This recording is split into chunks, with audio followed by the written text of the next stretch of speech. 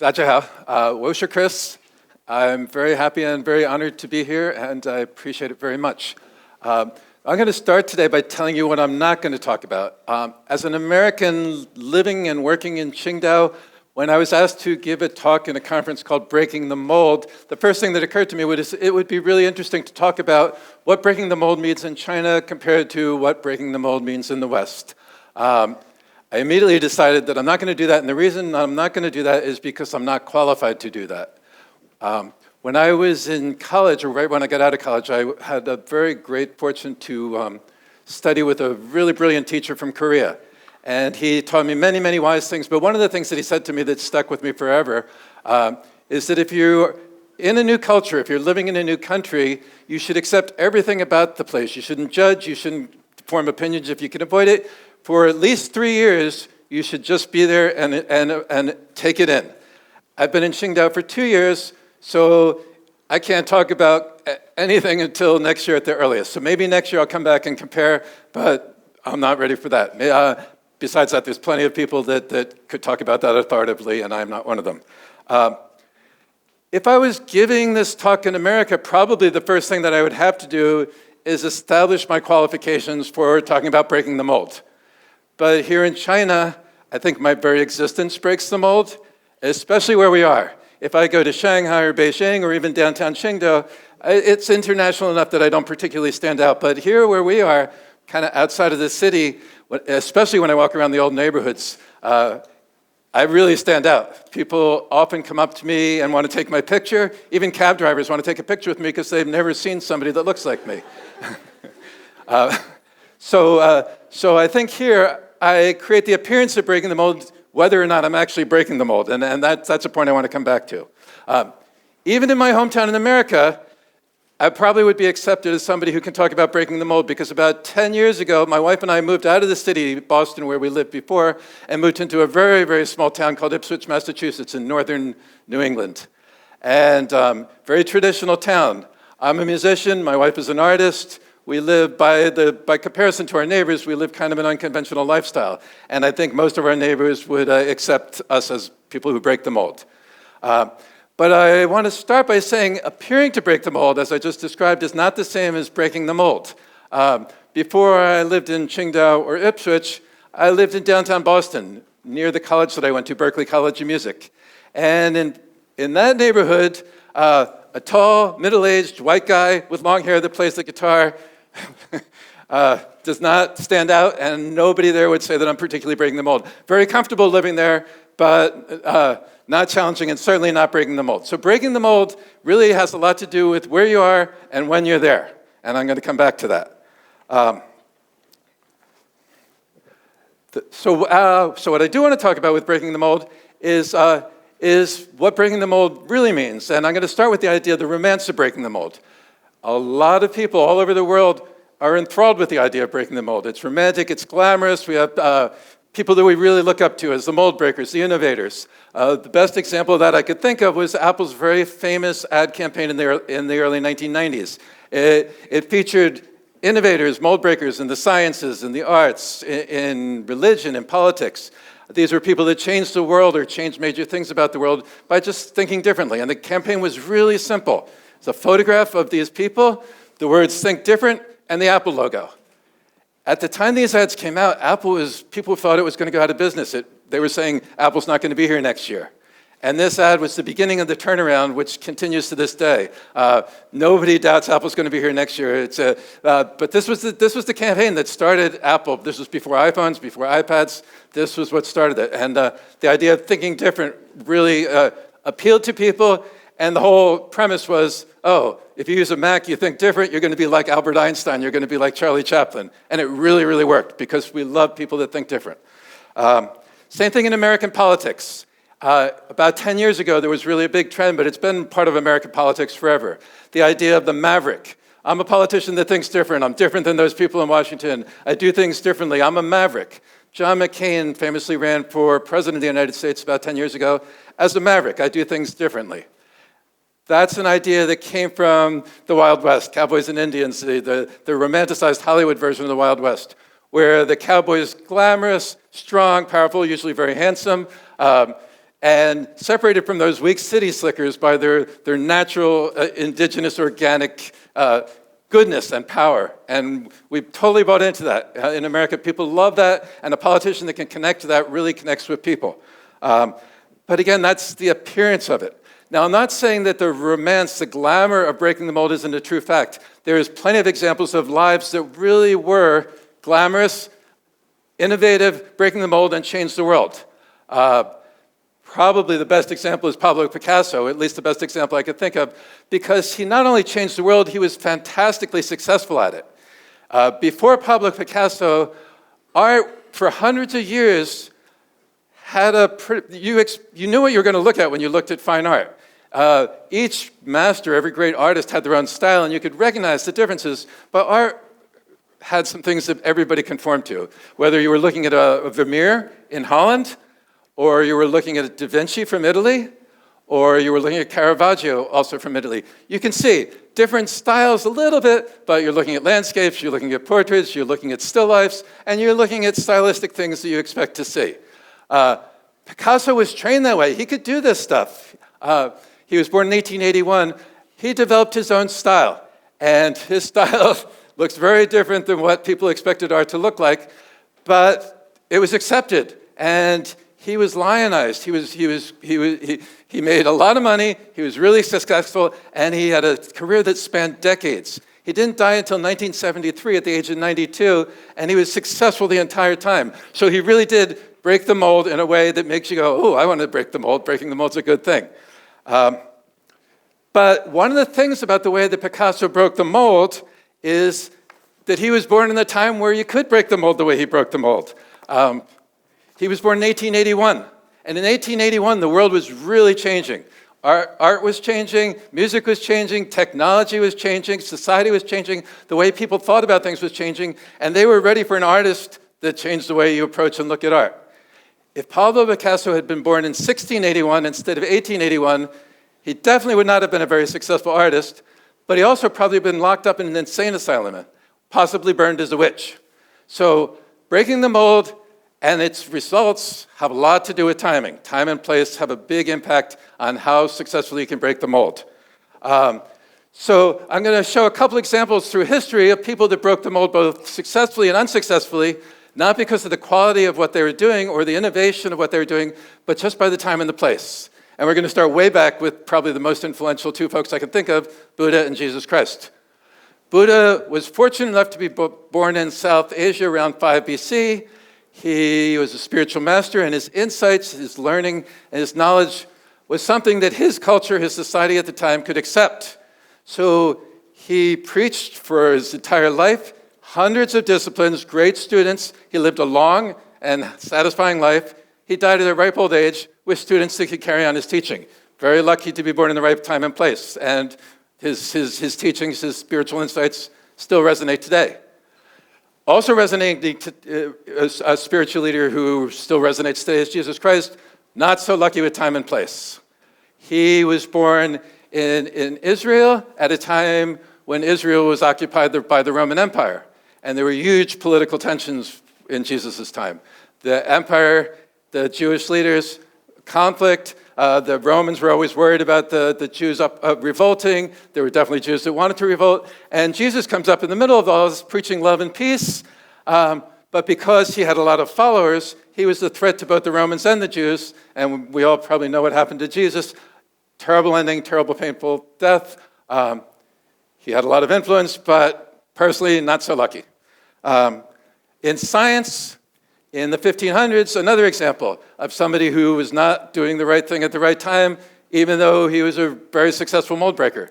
Galileo in Italy proclaimed, because of his use of the telescope, that the Earth was not the center of the universe, as the church said at the time, but that the sun revolved around the Earth, and the Earth was a small planet with a lot of stuff going on around it.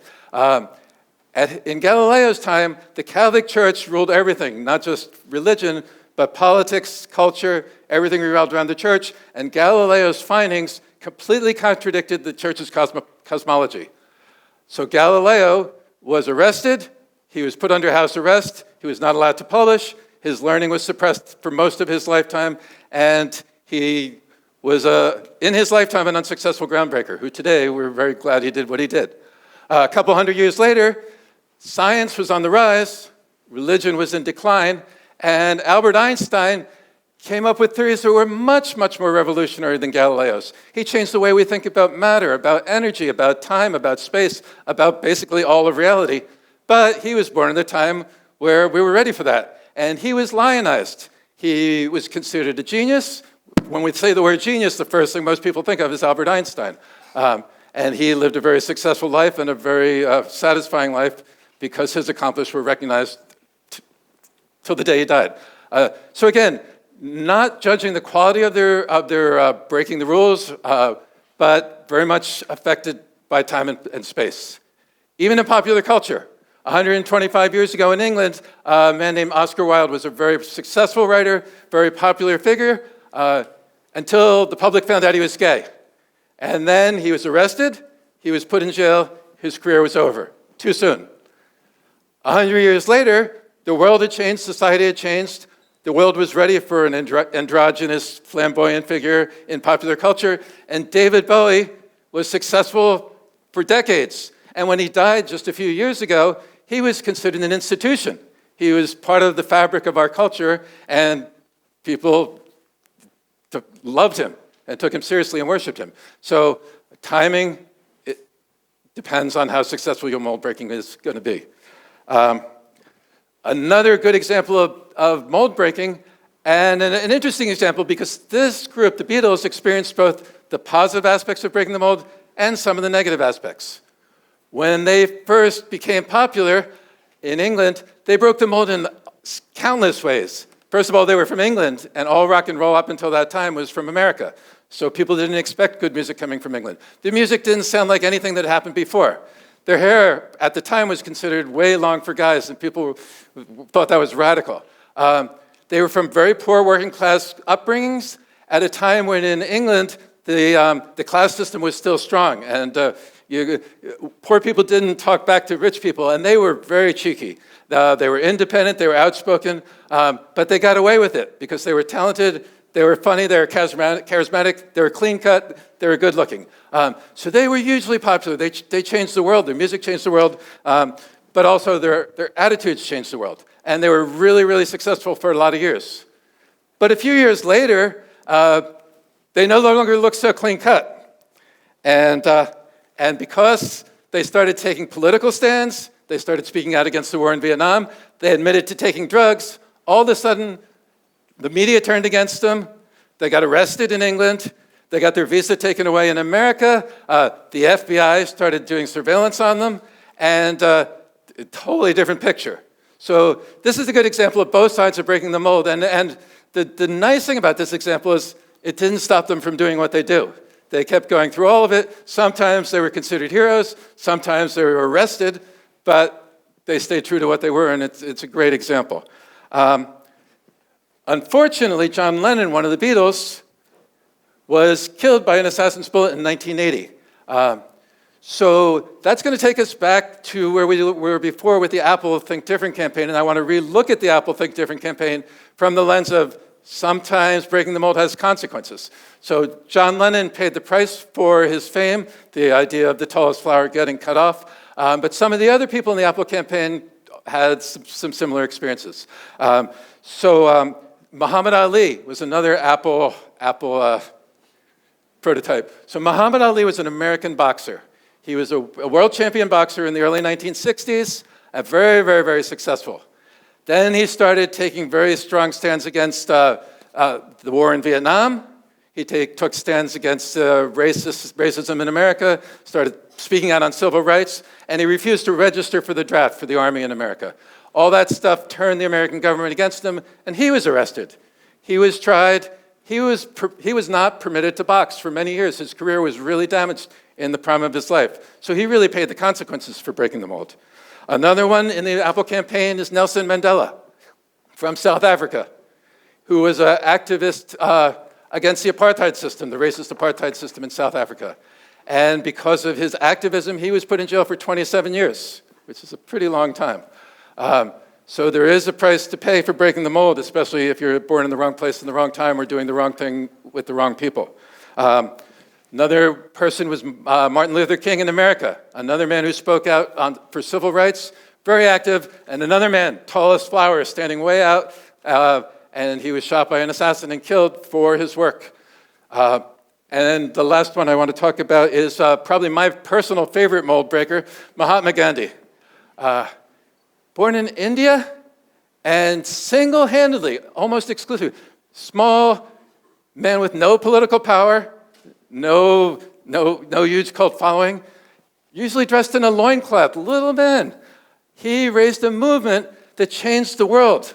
He just through his own personal charisma, his own truth, his own message, he convinced the Indian people to rise up against the British colonial system. At the time that he was doing this, England was the most powerful nation on earth, with probably one of the most powerful colonial empires that the world has ever seen.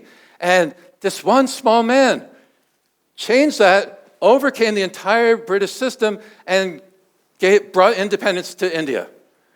Unbelievable story. If you want to see a mold breaker, he's the guy. He's a hero. But again, the consequences were he was shot and killed as well. It's not always easy being a mold breaker, and I don't want to be negative about this. I want to actually encourage you to break the mold, but I also want people to realize mold breaking sometimes has consequences, and you should think about them. Now, most of us are not going to break the mold in ways that are going to get us shot or arrested. Most of us are going to break the mold by maybe choosing a funky pair of pants to wear or get an interesting haircut. So don't be afraid of breaking the mold, but if you're going to seriously break the mold, you should seriously think about what the consequences are going to be, and I'm going to come back to that in a minute.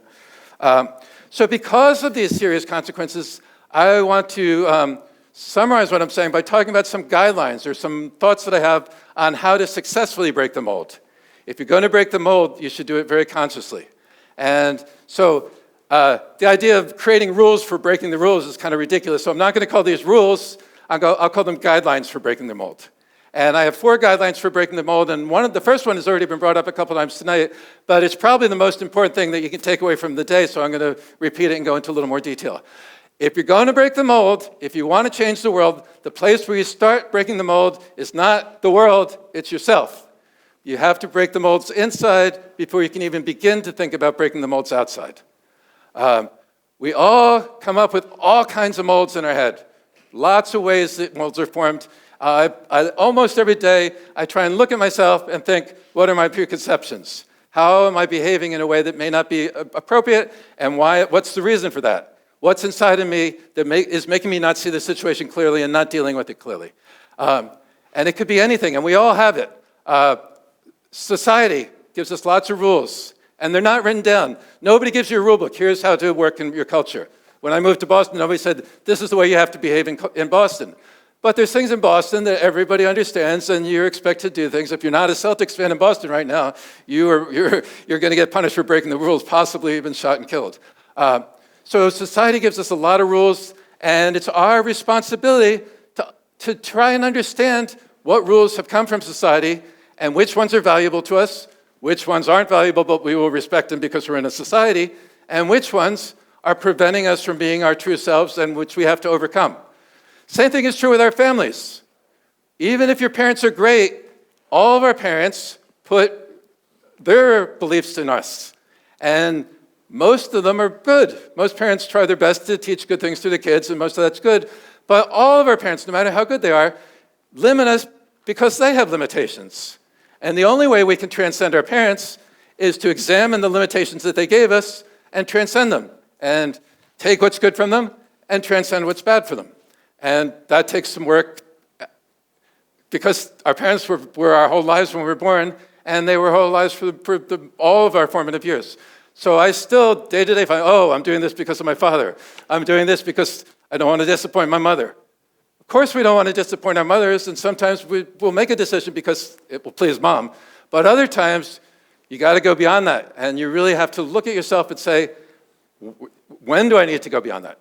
Our education is the same way. We all spent many, many years in school, and school is all about filling your head with all kinds of stuff. Most of it's good, but all of it is just in there. And I found especially after college, it took me 20 years to process everything I learned.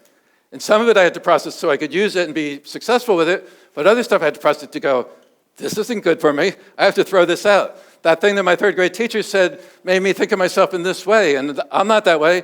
I have to throw that out. I didn't clean my desk in second grade, and the teacher punished me. I still think of myself as somebody who has a messy desk. I don't have to be that person. So undoing education is a big job. And there's lots of other examples. The media. We all see the media. The media gives us all kinds of information. A lot of it is colored. A lot of it is wrong. And every day, we take in information from the media, but it's our responsibility to process that information and take what's useful, throw out the rest.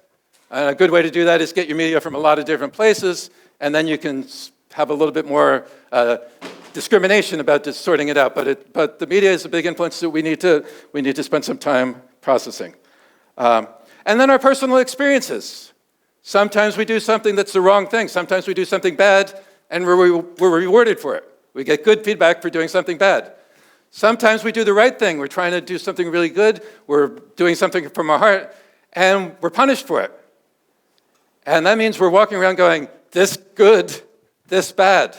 It's really important that all of your experiences go through your internal filter kind of every day, and you don't say, oh, I didn't get good feedback for this, so I'm not going to do it anymore. Or, oh yeah, when I stole that candy, it tasted good.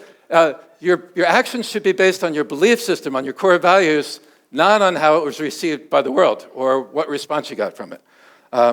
So until all that stuff's sorted out, at least for me, I'm not interacting with the world in a real way. I'm interacting with my own head. And by filtering my own head and getting through my own head, then, if I'm lucky, I can see the real world. And that's really, to me, what breaking the mold is getting rid of all the stuff that distorts reality and just dealing with reality. I think breaking the mold is really just dealing with reality as your true self. The second thing that I'm going to suggest for mold breakers is to distinguish between breaking the mold and venting. I call this emotional indiscipline. It's probably a little more common in America, but a lot of people do this. I've heard a lot of people very proudly say, I always speak my mind, no matter what the consequences, no matter who hates it, no matter who I upset. If I'm feeling something, I'm going to say it, and I'm going to say it loudly. And sometimes that's valuable. Sometimes something needs to be said, and if you're the only one that's not afraid to say it, that can be good. But a lot of the times, it's just emotional venting. You're not talking for truth, you're not talking to do something positive. People talk because they're angry, or they're afraid, or they're insecure, or they're frustrated, or they're scared. And that may or may not have value, but it's not breaking the mold. It's venting. And separating real breaking the mold from just venting and speaking your mind, I think is pretty important and pretty self-explanatory. The next thing I want to say about breaking the mold is if you're going to break the mold in any serious way, and again, this doesn't mean if you're going to get a haircut, or if you're going to get some funky clothes, or you're just going to do something a little bit different for dinner. But if you're going to break the mold in a serious way, you should really, before you do it, look at what you think the expected outcome is. Now, the outcome is not always what you think it's going to be, but a lot of times if we give it some thought, we go, oh, this is going to happen. This is how this person's probably going to react to it. And you should think that through before you act, not after you act. Because if you're going to do something that's going to upset your family, if you're going to do something that could get you fired, if you're going to do something that's going to make your girlfriend mad at you, if you're going to do something that's going to make society hate you, or that's going to make people treat you badly, you should know that in advance. Because then, before you take the action, you can say, oh, I don't want to lose my job. This is not worth breaking up with my girlfriend over. I think I'm not going to do this one. I think I'm going to pass on this one. And I find for myself, when I do that, probably 9 out of 10 times I go, okay, I think I better change my approach a little before I act. But that 10th time, it doesn't matter. I'm going to face the consequences, and that brings us to the fourth point. Once you've decided this is worth it, this is important enough to me, this is core stuff, this is really what I believe in, and this is my truth, and you thought about the consequences, and you're prepared to accept them, then 100% embrace it. And Alyssa said this earlier. And don't look back. Don't regret. You've made the decision. You know why you're doing it. You know what you're doing. You know the reasons. And you're prepared for whatever the outcome is. Go for it, 100%. Break the mold. And I think if you use these guidelines with anything else that you've learned that's useful to you, then you will be very successful, because the result will be you'll be taking actions based on your own values and your own beliefs, not on any external forces, and you will be satisfied no matter the outcome, which means you can live satisfied for your whole life. You're no longer dependent for satisfaction from the outside world. Your satisfaction comes from your heart, from your soul, and from your reality. And to me, that's the key to a happy life. So I think if you do this, you can rise above anybody's opinion, and hopefully you can experience appreciation for your actions, but even if you're condemned for your actions, you will still be happy. So I wish you all a lot of success breaking the mold. I hope all of you break the mold in small ways. I hope all of you break the mold in big ways. I look forward to hearing stories from you about your breaking the mold. And I really appreciate you taking the time to listen to me. Lots of success for you. Lots of luck to you.